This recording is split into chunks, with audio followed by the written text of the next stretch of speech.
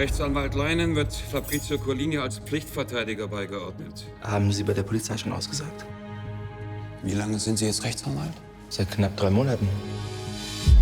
Du hast einen großen Auftritt vor dir. Jetzt übertreiben wir nicht. Immerhin hat er Hans Meyer umgebracht.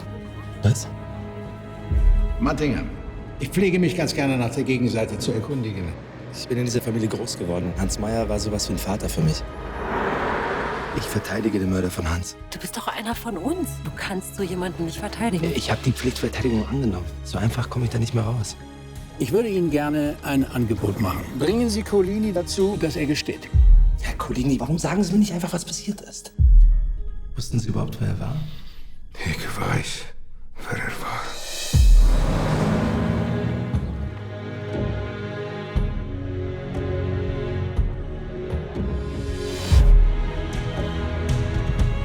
Ihre neuen Erkenntnisse, Ihren Trumpf im Ärmel. Lassen Sie es, mein Junge.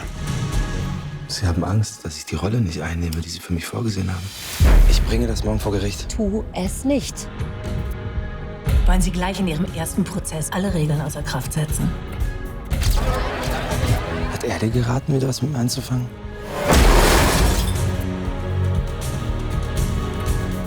Es war damals eine andere Zeit. War es gerecht?